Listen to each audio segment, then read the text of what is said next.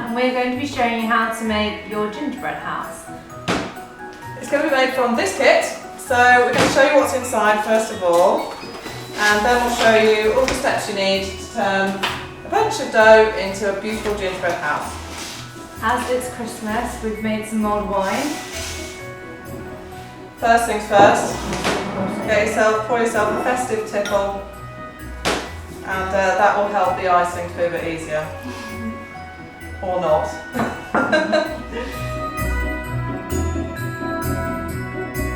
First things first, cheers. That's so nice. Okay, so in your kit you'll find a recipe card with step-by-step instructions. Everything is pre-weighed, so you don't have to worry about that. So the first step is to preheat the oven to 180, which we've already done. And then, should we open up the kit? Yep, let's have a look. So in here, you'll find your flour. We've got two types of flour, which it doesn't matter, it all goes in together. Caster sugar for your dough and gingerbread spice mix, that's all for the dough. Then you've got a piping bag with royal icing sugar, which is for your icing later on, and some decorating bits to decorate with. Also you'll find some greaseproof paper, a cake board, some piping bags, and lastly a template. So the first thing we're going to do here is cut out the template so that we've got something to make the house with. If you're feeling adventurous like we were here, you can cut windows out as well, but that is up to you because it does make it a little bit less stable. So Sunita, do you want to cut that out? I'm going to cut the template out. So we're going to start by making the dough. To do this you will need a couple of household items. You need some butter and 1 egg and also some golden syrup. So we'll start off by adding the flour to the bowl. There's 3 bags of flour. You don't need to worry what's in what, you just tip it all in the bowl at once.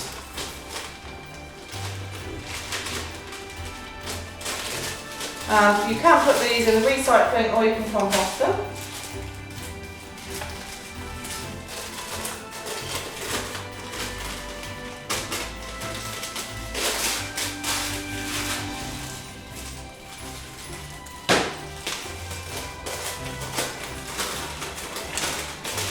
Once you've added all the flour, the next thing to add is the gingerbread spice mix. Again, this bag is fully recyclable. Okay, once you've got that, just give it a stir. And the next thing to add is some butter. We have 125 grams of butter. And then, unless you're feeling strong, ideally you use a handheld mixer or something like a KitchenAid to mix this, but you can do it by hand if you prefer. This butter is actually from the fridge. It should really be a bit softer, so because it's from the fridge I'm going to cut it up and then break it up a little bit before I put it into the bowl. And then the next step, if you've got a handheld mixer, is to use a handheld mixer just to mix that together. If you haven't, I will actually show you how to just do it with your hand because not everyone's got one. So all you do is you rub the butter into the flour and spice mixture. So to do that you literally just use your fingers, just the tips of your fingers so you don't get it all over you. And you just rub the butter into the flour until it resembles breadcrumbs. It takes a few minutes, especially if your butter's hard like mine was. It does take a little while if you haven't got a mixer, and you can end up with messy hands and slight cramp in your fingers. But it does work eventually. You just keep going until you can't find any big lumps of butter, and eventually it'll end up looking a bit like breadcrumbs. Still a few lumps in mine. Ideally get the butter out of the fridge an hour before you start. Now in the instructions it actually does say to add the sugar before you do this, but it doesn't matter too much. I haven't added it yet. I'm going to stir it in after this and it won't make any difference to it. Okay, so if you can see that, it just looks like flour with a few little lumps in, and that's the little pieces of butter, but it should be more or less like breadcrumbs with no big bits of butter. So you're going to want to wash your hands before you add the sugar. Okay, so the next step, once you've got your flour and butter and spices mixed together, is to add the sugar in. Like I said, you can add it first, it doesn't make too much difference, but if you give that a stir, just make sure it's all mixed in. Next up, we just add an egg and 3 tablespoons of golden syrup. Thank you. So if you've got a dessert spoon like I have, this is just a normal spoon that you'd eat the cereal with, then you want to make sure they're quite big heap spoons, and it's 3 of those.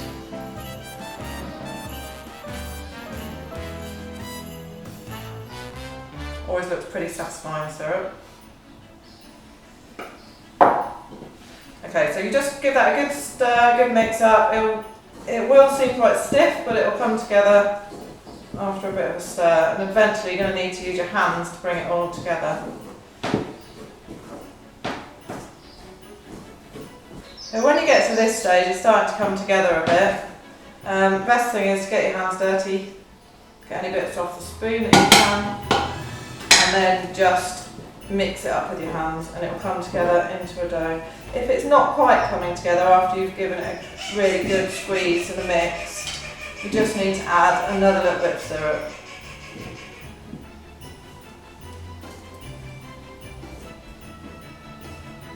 So this one is actually a little bit on the dry side. Still got some flour, not really mixing in, so I'm going to add another little bit of syrup. This could just be if your eggs perhaps a bit small.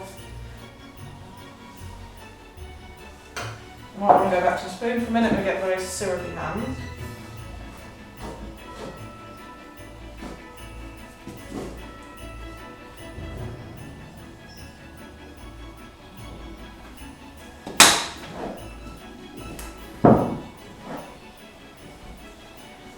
Now it should start to come together into a dough. It is quite a stiff dough, which is, you want it to be quite a stiff dough, so that you can cut out your templates without it being too difficult. So once it starts to come together, you can turn it out onto your worktop, gather any extra bits from the bowl, and just bring it together into a dough. It is on the dry side, but you don't want it to be too wet. So once you've brought it together into a dough, then you want to wrap it in cling film and pop it in the fridge for half an hour, so that's a good chance to have some more mulled wine. And gather up all the bits, wrap it up in cling film, put it in the fridge, and then it'll be ready to roll.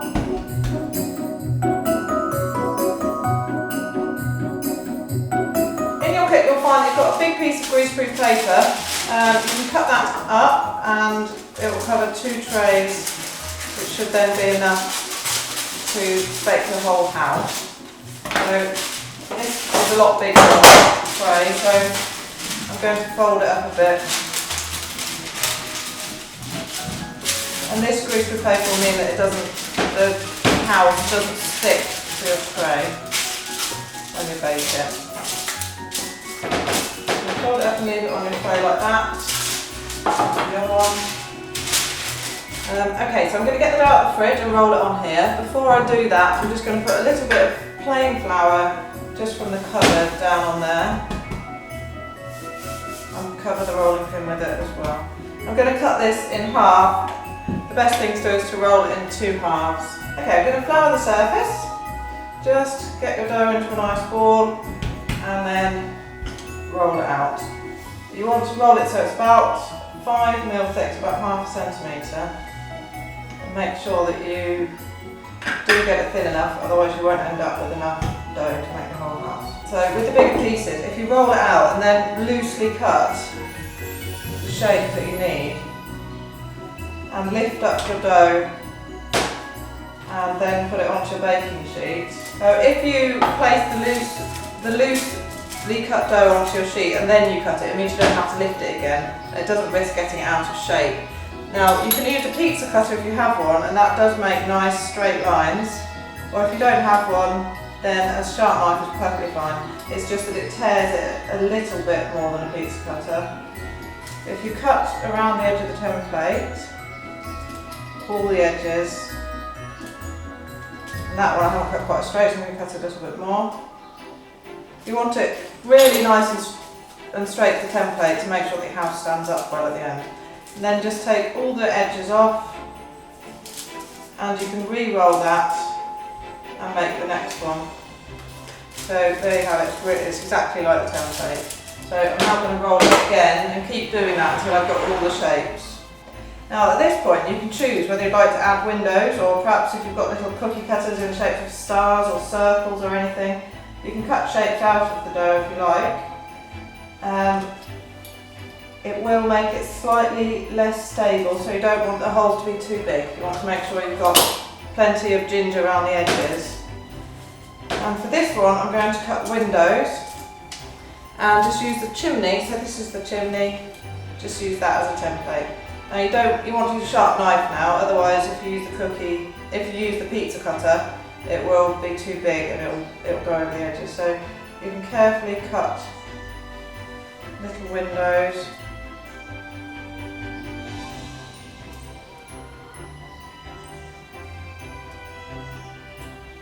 And then pick them out using a knife. And you tidy up the edges if they're not neat. You don't need to worry too much about that cut there because that will just bake out. I'm going to have 2 windows on this one. I'm not going to do it in the other piece because that's the back of the house, but I'll do it in the sides of the house as well.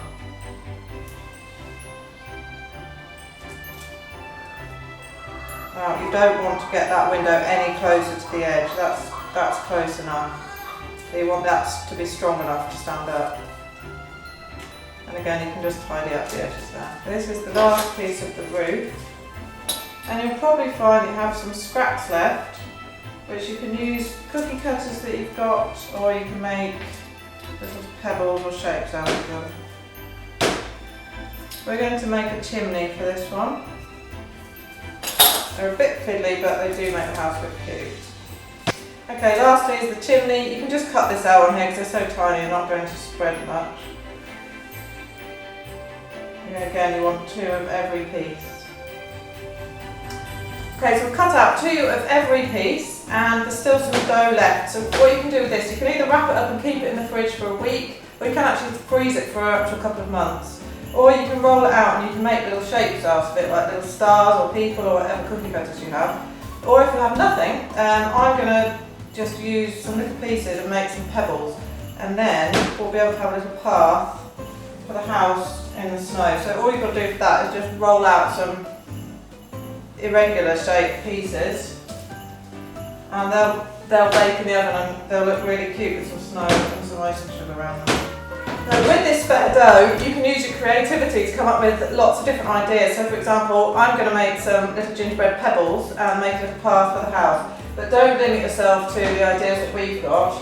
Come up with ideas of your own. You can make trees out of this, or little people, or stars, or snowflakes. There's so much you could do with it, and here's your chance to shine and show off to everyone else. Right, so when you've made all your pieces, this can go in the fridge for half an hour just to make sure that it doesn't spread in the oven. And after that, you can get it straight in the oven and bake it. If you're short of time and you want to speed this process up, you can pop this in the freezer just for 5–10 minutes instead of the fridge.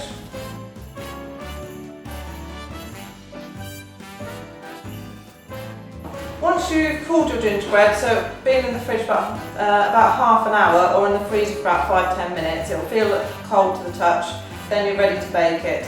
So you put it in the oven 180 for about 15 to 20 minutes.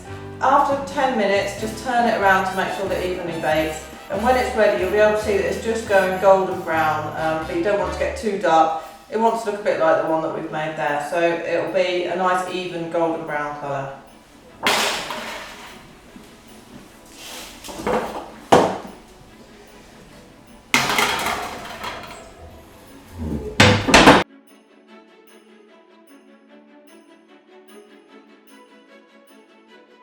I'm just having a look now to see how it's getting on.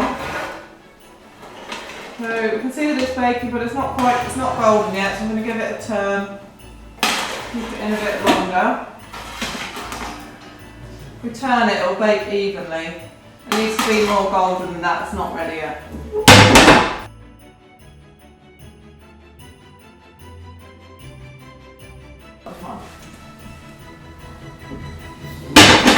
Okay, I've just taken this one out of the oven. As you can see, it's golden brown, not too dark. And so we're going to put it on a cooling rack now and leave it to cool for about 10 minutes. Okay, so next we're going to make the icing. So you get your piping bag and you cut the top of the icing bag off.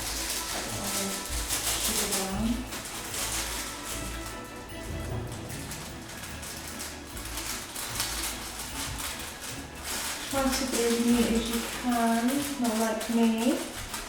And then pour all the icing into your mixing bowl. I suggest leaving a teaspoon of icing sugar into a separate bowl just for the dusting for the gingerbread house. It adds that snowy look.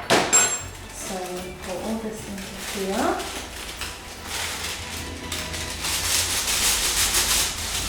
And then get your teaspoon and then add the hot water slowly, with small amounts, into the icing sugar. It's cold. And then just whisk that.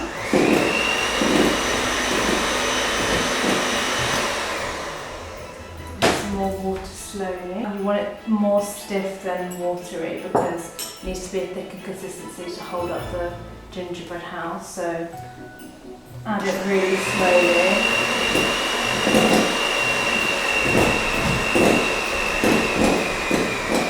So you literally need about, in total, less than 3 teaspoons of water.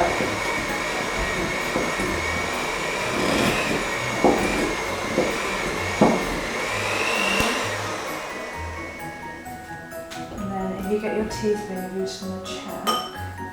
Should just be sticky like that.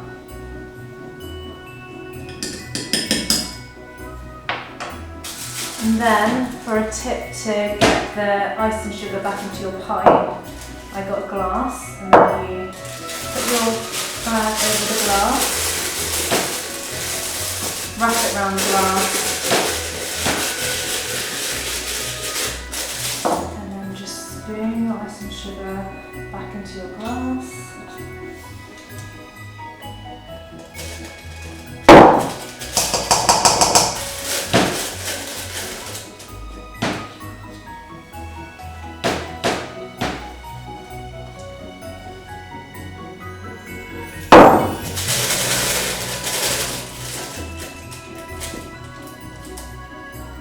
Just get as much as you can in.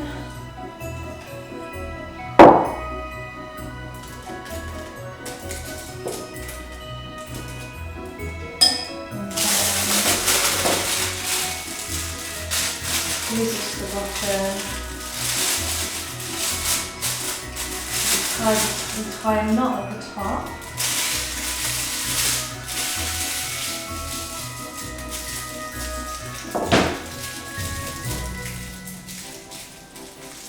Like that, and then at the bottom, make a really, really small cut. If you get too much, you won't be able to get the intricate detail on your gingerbread house, and then that is your icing bag done.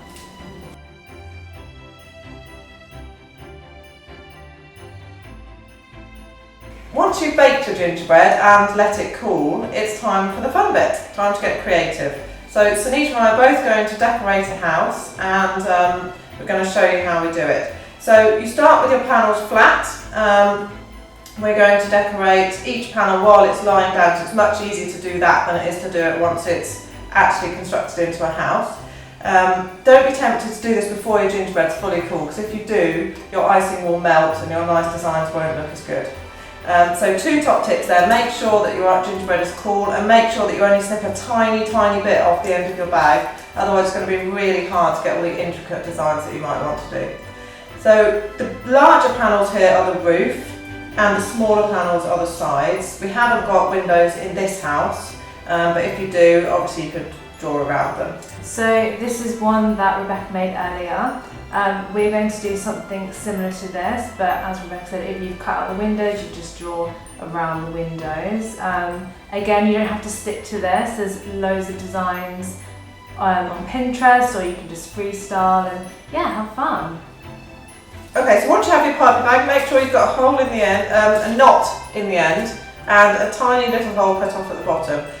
You need to squeeze this quite hard because your icing is quite stiff, so you will need to squeeze it reasonably strongly to get that icing to come out. So hold your piping bag nice and strongly, not at the top, and if you use your other hand, you can just steady that icing bag. What you don't want to do is write like a pen, you want to have it upright. And you want to just touch the icing onto the biscuit and then let it flow where it's going to go. So your piping bag is a little bit off the biscuit. If it's too close, you'll end up with a bit of a wonky line. So on this design, I'm just going to do some crisscrosses for the roof.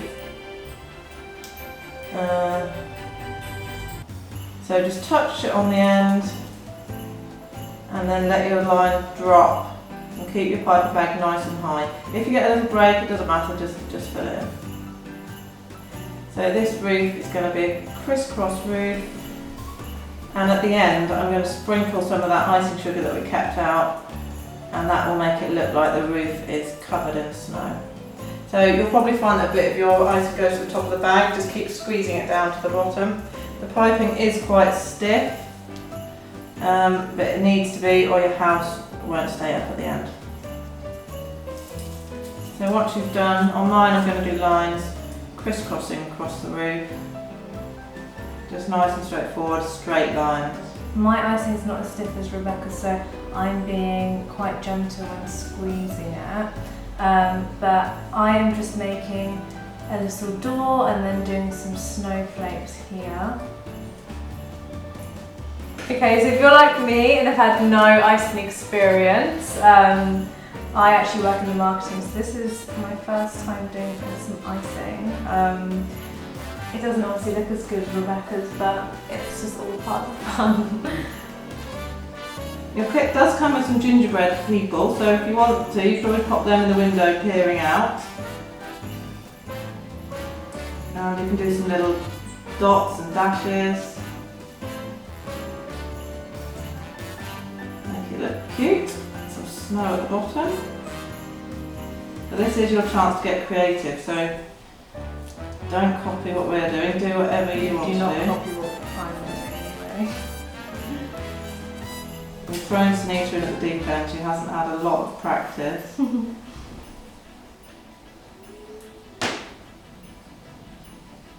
can freestyle this, do whatever designs you fancy, draw some trees on it. You've got some holly sprinkles that could go in the window boxes. Yeah, I think the hollies was not there. There's also some sweets that you can either eat or use in your design. They could go on the roof, they could be a path. Now I'm going to do a little wreath here. So draw a circle and then put some leaves on, the hollies and berries.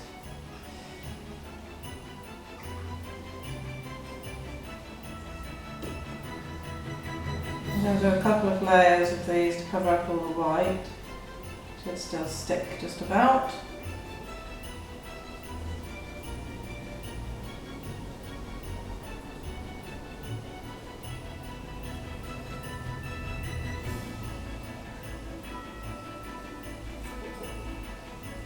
And a red bit at the bottom.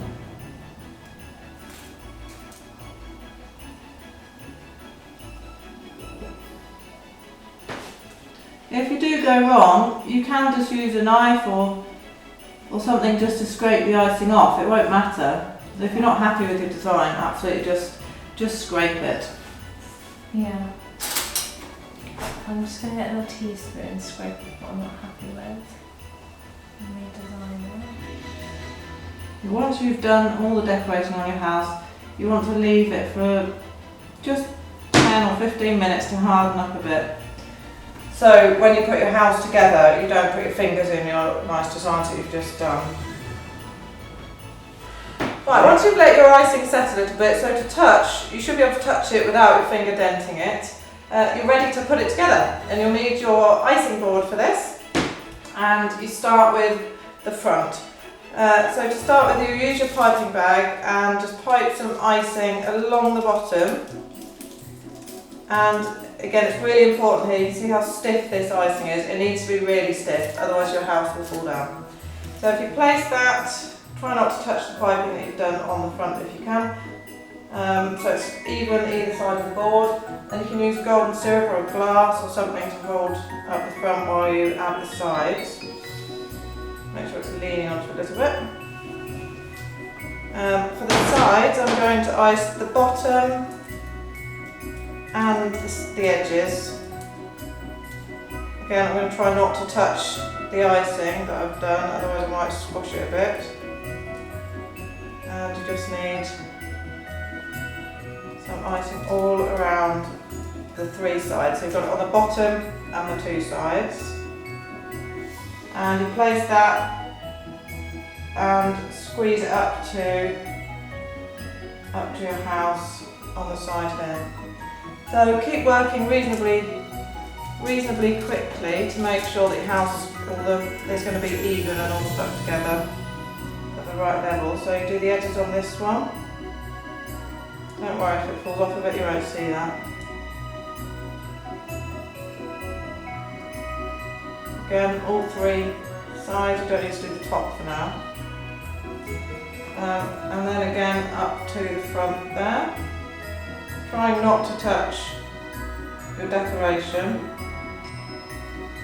So you just push it up together and it will hold almost straight away if your icing's stiff enough. And then all you've got to do is the back here. For the back of your house, you just need to do the bottom because you've already done the edge of the sides. And again, try to put your fingers not on your decoration. And here, if you've made the sides too wide or anything, you can squeeze them if the icing's not set yet. Just squeeze it up and almost straight away, if your icing's set, that will stand. You can take out what you've got holding it up. So this is the house from the front.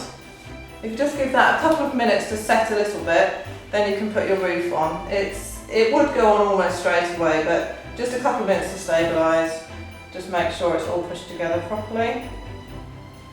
And then you take the piping bag again.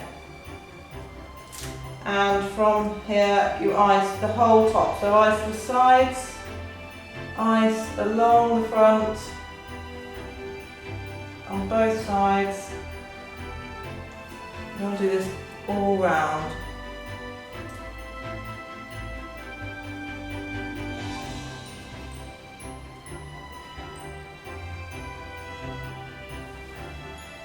Okay, once you've done that, you put your roof. Again, I'm going to try not to touch the decoration because I might knock it off. You might need to touch it a little bit, but ideally not too much. Start with one roof. Because this is on an angle, you want to hold that in place just for a few seconds, just to let the icing set a tiny bit so it doesn't slide off. Okay, when you've done that one, just to make sure it sticks, you can add icing along the top here.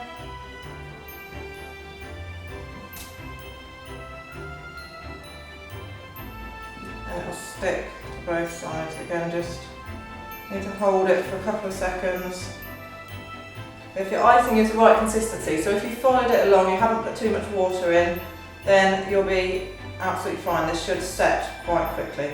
If you have found that your icing's too runny, and you have any spare icing sugar in the fridge, or in the pantry, sorry, or in the cupboard, you can make up a little bit of stiffer icing. So all you have to do to that is perhaps squeeze a little out, add a bit of icing sugar, make it stiffer, and then your house should set. This is moving a tiny bit still, so I'm going to hold it again, but it won't take too long. Okay, it's found its position there. So I'm going to ice along the top here. Just going to do some big blobs to cover up the top. Then after this, if you want to add a chimney, now's the time to do it. Okay, so I'm going to add this chimney. You have the bit with the triangle cut out, that will sit over like that, so you want to ice the bottom of that. Sit that over. Next you've got the sides. And for this one you want to ice just within the sides, so ice the edges here and the bottom.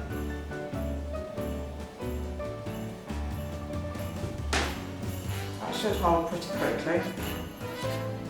Same on the other one.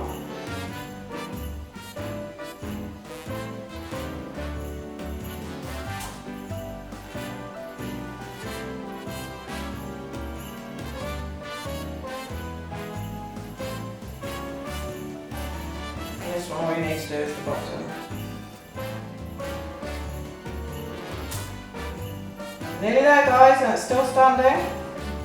That is pause for some more mulled wine or maybe a Christmas gin and tonic. Okay, so once it's like that and you've got it set up, you can add any more details if you want to. I'm going to add some snow to the top of the chimney. And then I've got some icing left, so I'm going to ice the board so it looks like it's snowing around the house. And I've got my little pebbles as well, which I can use for a path. So this, just add any touches that you want to add now. Okay, so I've got icing left in this bag. I'm going to squeeze this out. I'm going to put some pebbles down and just squeeze any of the spare icing. I'm going to use a palette knife or just a flat knife and spread that. I'm just adding some little pebbles for a path.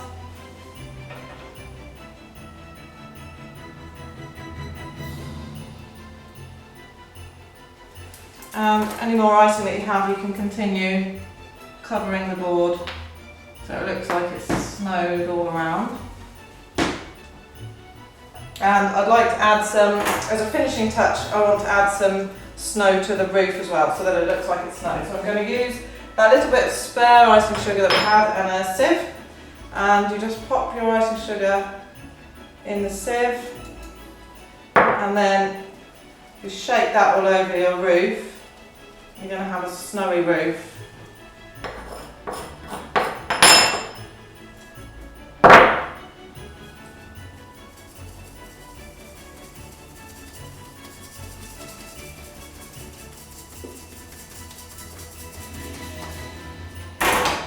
So there you have it, one delicious gingerbread house, all ready to eat. And you can leave that up, it will stay up for, definitely it'll stay up, but if you want to eat it, we recommend you eat it within about a week because that's when it'll be nice and fresh.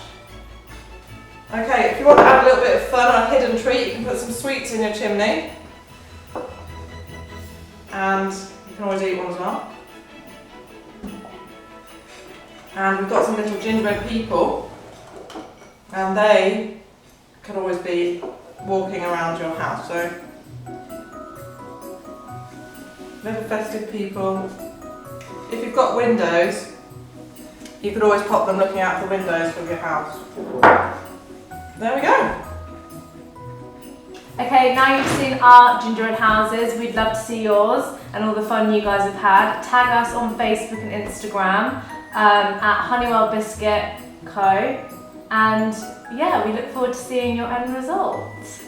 Merry Christmas!